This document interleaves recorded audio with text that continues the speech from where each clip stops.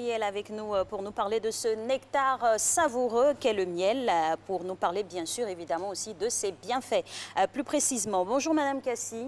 Bonjour Madame. Alors on ira à la genèse du miel et savoir quelle est l'origine. L'origine du miel, c'est depuis les temps anciens, depuis l'Antiquité. 2500 ans avant Jésus-Christ, il y a les Égyptiens qui ont découvert les propriétés du miel et ils en ont fait une activité. C'est à partir de cet instant qu'a été créée l'apiculture, l'élevage des abeilles. Et longtemps après, les Grecs aussi ont découvert qu'il y avait beaucoup de propriétés dans le miel. Ils en ont créé une alcool qu'on appelle l'hydromel. Et c'est cet alcool qu'il faut boire bien avant ces derniers jours d'ailleurs, pour dire qu'on prend un bon départ. Okay. Ça nous emmène, madame, dans les vertus nutritives du miel, parce que je sens que vous allez répondre à la question qui suit, justement. Quelles sont les vertus nutritives du miel? En d'autres termes, qu'est-ce que le miel nous fait de bien dans l'organisme? Le miel, de la tête jusqu'aux pieds, nous apporte des choses agréables. En consommant le miel, on est boosté en termes d'énergie. Et le miel aussi, il est réparateur. Parce que dans le miel, nous trouvons des produits qui sont antioxydants, anti-inflammatoires et comment on appelle ça, antibactériens. Donc, quand vous consommez le miel, vous n'avez plus de problèmes de santé, notamment pour des gens qui ont des problèmes de, comment on appelle ça, de constipation. Tous les jours que Dieu fait, vous devez consommer le miel. Au petit déjeuner, au plat de midi, même au dîner, vous devez consommer le miel. Apport en sucre. Et ça vous apporte beaucoup d'énergie, ça vous apporte aussi la santé. Donc tout ce que vous allez consommer, comme des biscuits, tout ce que vous allez consommer comme des mets qui ont besoin de sucre, à la place de ce sucre, vous mettez plutôt le miel, qui est un sucre naturel, qui n'est pas destructif, mais qui apporte plutôt de la santé à l'être humain. À ce niveau-là, il y a plusieurs écoles qui pourraient s'opposer. On va recevoir Dr Onvo sûrement la semaine prochaine, qui nous donnera aussi son avis sur la question. Parlons du miel, restons avec le miel. Et quelles sont ses vertus thérapeutiques? En termes de vertus thérapeutiques, c'est innombrable. Déjà, un enfant de 1 an, quand vous lui donnez le miel, jusqu'à un certain âge, il a la mémoire qui est conservée. Pour des personnes d'un certain âge et même qui ont des soucis de problèmes, qui ont des problèmes sexuels, ils consomment le miel, c'est sûr que ça va leur réveiller tous les sens. Ah oui, hein. Attendez, là, on vous arrête tout de suite parce que vous savez, ce sont des thèmes, surtout qui? Non, surtout, voilà, ce sont des thèmes qui intéressent. Donc, reprenez la phrase. Vous dites que le miel, ça peut réconcilier les couples en période de fraîcheur. Voilà, ça peut réconcilier. Bon, d'abord, si vous le prenez comme un lubrifiant, rien qu'en frottant le miel, puisque sur le corps, oui. Pas seulement sur le corps, sur les parties intimes, ça va vous réchauffer, ça va vous réchauffer et ça va faire apparaître une sorte de ventouse qui sort la chaleur. Le miel, mesdames et messieurs, c'est très important. Comme vous le dites, ça a beaucoup de vertus. Alors, donc ça veut dire que pour les personnes âgées, pour toutes les personnes, ça donne des vitamines. Oui. C'est mieux de dire ça comme ça. Oui, oui, ça donne des vitamines. Voilà, et ça donne des vitamines qui protègent aussi le corps, qui font que, bon, certaines maladies n'apparaissent plus. Lesquelles? Des problèmes d'articulation. Vous n'aurez plus des problèmes d'articulation. Le miel comporte du fer, ce qui fait que ça lutte contre l'anémie. Le miel vous permet de garder la mémoire. Le miel vous permet d'avoir facilement à uriner quand vous le voulez, mais pas à attirer d'autres maladies, quoi. Mais il y a des personnes qui en sont... C'est bon pour les reins. Voilà, c'est bon pour les reins. Ça draine, ça participe au drainage. Oui, voilà. Alors, quel genre de miel? Quel genre de miel parce que, est-ce qu'il y a plusieurs qualités? Est-ce qu'il y a une stratification au niveau du goût, au niveau de la provenance? Voilà, au niveau même de l'état du miel, c'est-à-dire on peut avoir du miel solide, qu'on appelle du miel cristallisé. C'est du miel qui vient des nectars des arbres sauvages, des fleurs sauvages. Maintenant, on a du miel aussi liquide qui vient des arbres, voilà, que nous plantons. Et donc, on a ces deux types de miel. Ça n'a rien à voir avec le côté qualité ou pas. On a aussi plusieurs textures de miel qui est dû à la couleur des fleurs et des nectars que les abeilles vont polliniser. Et le miel de certaines fleurs, de certains parfums, autant nous retrouvons des vertus thérapeutiques dans les nectars, dans les arbres, dans les fleurs. C'est ainsi que les abeilles vont recueillir tout ce qui est riche dans les arbres pour venir constituer le miel. Donc, le miel répond à toutes nos attentes. En tout cas, le miel est un aliment franchement très important. Et justement, parlons de sa conservation. On entend dire que le miel, il ne pourrit pas, il reste éternellement consommable. Est-ce que c'est vrai? Il peut être altéré? Le miel peut être altéré. Si vous gardez le miel dans un endroit trop humide, voilà, l'humidité peut altérer la qualité du miel. Si vous ne fermez pas hermétiquement le miel qui est déjà dans un récipient que vous avez ouvert, c'est sûr que le miel peut s'altérer. Donc, le miel doit être dans un endroit très sec. Le miel doit être consommé de sorte qu'on apporte des éléments additifs qui sont très bons aussi pour l'organisme. Notamment quand vous avez un problème de toux, vous ajoutez soit du citron. Quand vous avez d'autres problèmes, vous ajoutez des éléments additifs. Donc, le miel peut s'altérer si vous ne le conservez pas bien. Et le miel ne doit pas être dans un récipient, par exemple, plastique. Il doit être dans un récipient en verre. Et du verre vraiment très épais. On trouve certaines huiles, d'ailleurs, dans des supermarchés où il faut conserver le miel. Mais quand vous mettez le miel dans le plastique, c'est sûr qu'avec l'effet de chaleur, les rayons de soleil, tout ce qui a servi même à fabriquer le miel, le plastique va se retrouver dans le miel. Okay. Voilà. Alors, madame, la question que j'aimerais vous poser maintenant est relative à la beauté. Miel et beauté, depuis la nuit des temps, ça fait partie du quotidien. Le miel qui permet des masques du visage, pour le corps, on en parle? Voilà. Tout. Le miel est un antioxydant, comme je vous disais tantôt. Quand vous mettez le miel sur la peau, ça aspire tout ce qu'il y a comme déchets. Je peux même vous conseiller chaque fois, le soir, quand vous arrivez à la maison, de mettre du miel dans un seau, de mettre de l'eau tiède et puis de poser vos pieds dedans. Vous allez voir que plus tard, quand vous allez retirer le pied, le miel sera trouble, c'est-à-dire s'enlever tout ce qu'il y a comme déchets dans votre corps. Donc, on conseille aux gens, par exemple, de faire un masque avec du miel. Et quand vous enlevez le masque, c'est sûr que vous avez enlevé des impuretés du corps. Même quand vous êtes dans un fin fond de forêt et que vous n'avez pas de médicaments parce que votre enfant a la fièvre, vous imbibez tout son corps de miel et 10 minutes après, vous allez voir que la fièvre a baissé et le miel va sortir sous forme de plaque. C'est-à-dire que ça a aspiré tout ce qui était chaleur, tout ce qui était nocif à l'organe humain.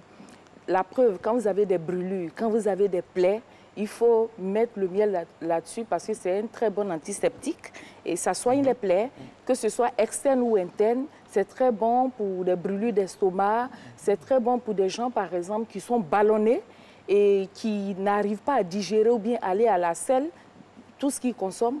La personne boit le miel et la personne va déféquer. D'accord. Alors, parlons des vertus du miel côté esthétique pour en rester là. Vous avez d'autres astuces ou d'autres solutions de jouvence pour les femmes avec le miel, bien sûr? Voilà, je parlais du fait qu'on peut lubrifier par rapport au rapport sexuel avec le miel, mais il y a aussi que le miel peut permettre à la femme d'avoir les lèvres très souples.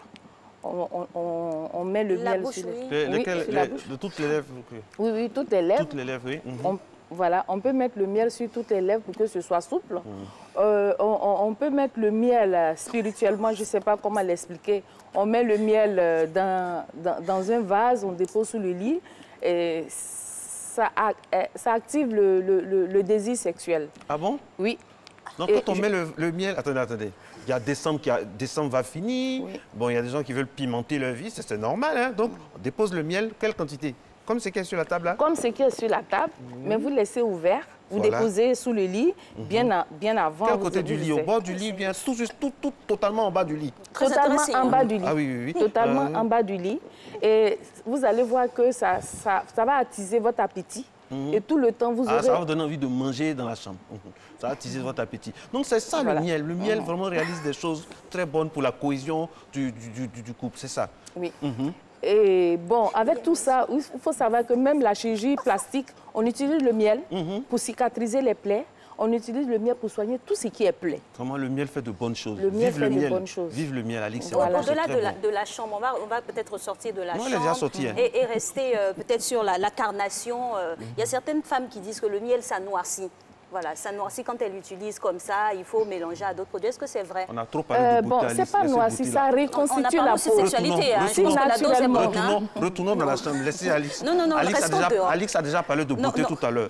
Madame, pérennisons le couple en restant jeune. C'est important. Soyons réalistes. Parce que si on n'est pas jeune aussi, on ne peut pas tenir tout ça. Tout ce rythme-là, on ne peut pas. Le couple, c'est dans la chambre. On dit, mesdames et messieurs, ce qu'il faut retenir, Alix est déjà belle, les femmes sont belles.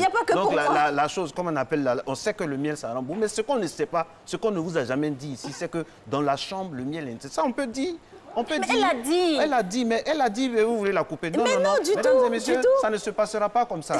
La guerre du miel aura lieu. Alors donc, madame, il faut mettre le miel en bas du lit. Quand on met le miel en bas du lit, ça donne une atmosphère de réconciliation dans la maison. C'est ça. Les gens nous regardent, ils ont besoin de solutions. Donc c'est ça. Vous en mettez des couches de miel, vous? Oui, tout le miel, on va mettre tout le miel. Donc, c'est quel genre de miel on met en bas du lit là? C'est le miel d'acacia, c'est tout sorte de miel. Peu importe le parfum. Peu importe le parfum. En fait, pour faire une publicité de certains arbres chez soi, on dit le miel de temps ou temps est plus propice à telle ou telle maladie.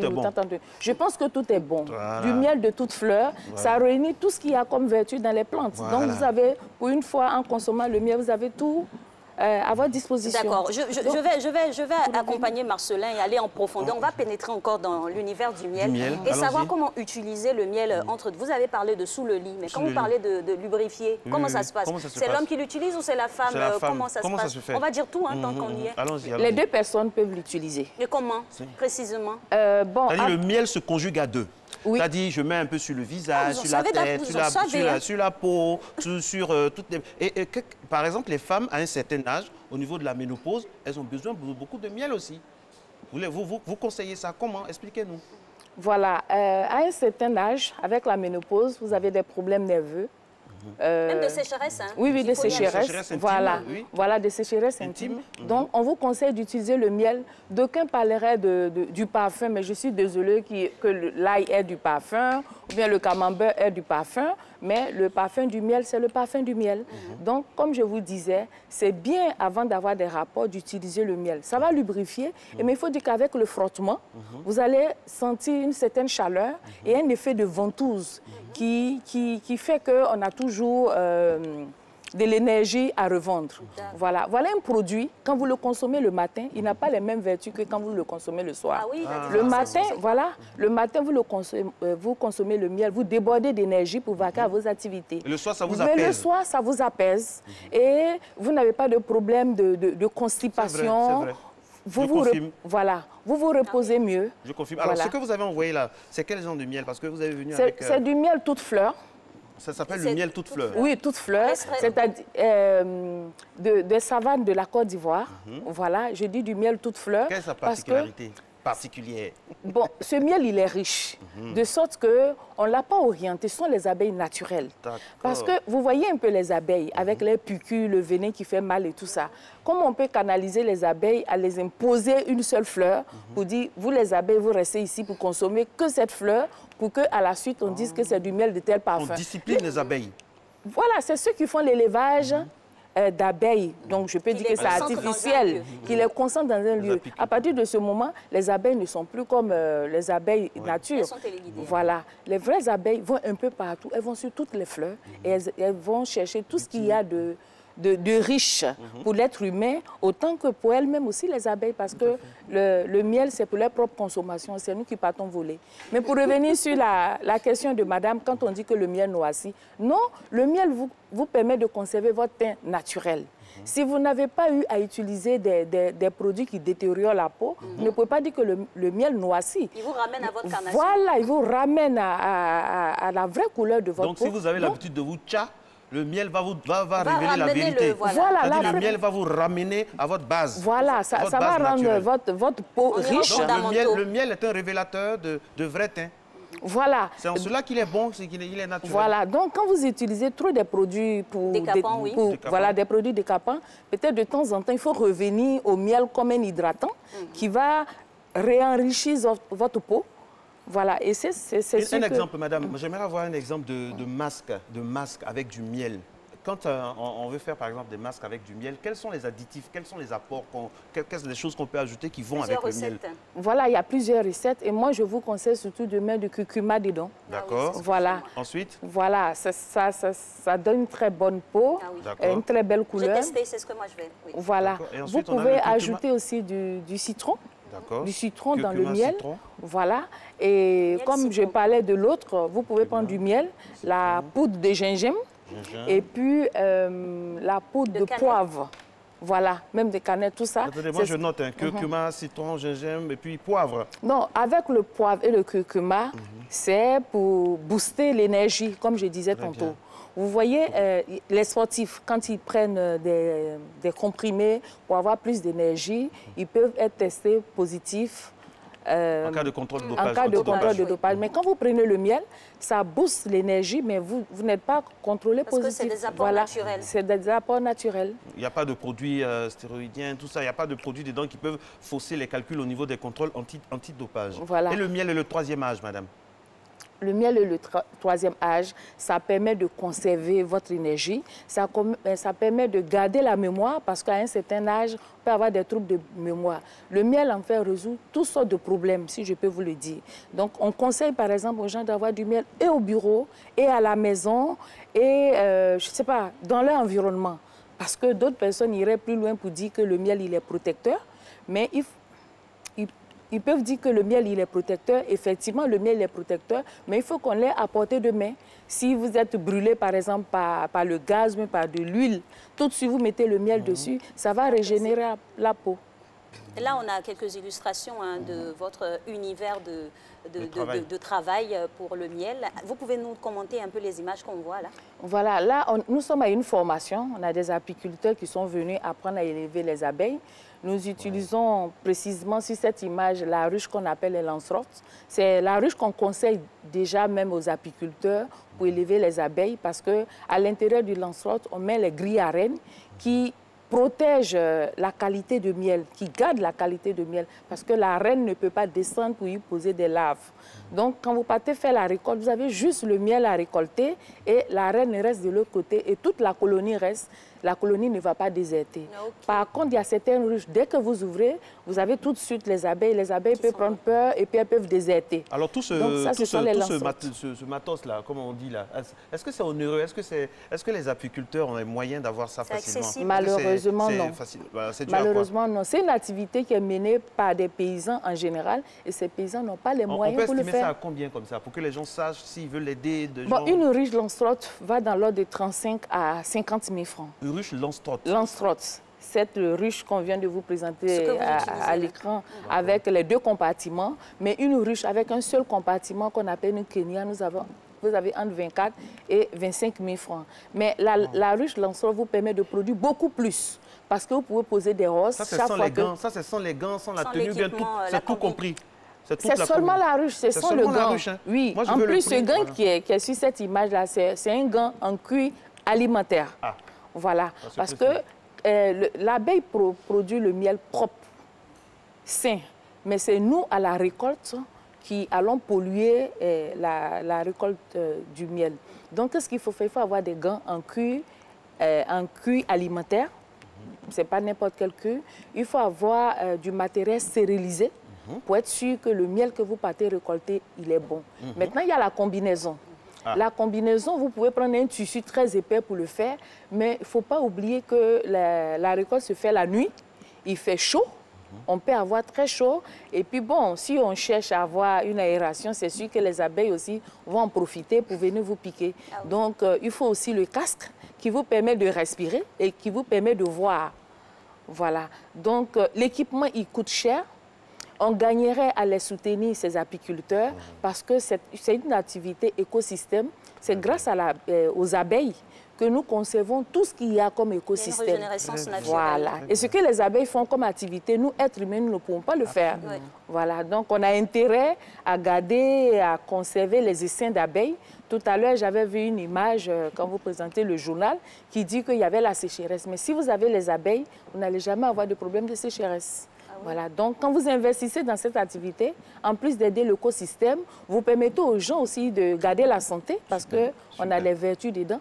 Et aussi, ces personnes qui vont mener cette activité vont pouvoir avoir leur pitance. Donc, ça protège contre la pauvreté. Oui, activité génératrice de revenus. Justement, parlons de votre exploitation. Sur votre exploitation, justement, vous avez combien de cases comme ça et à quelle échelle vous produisez? OK.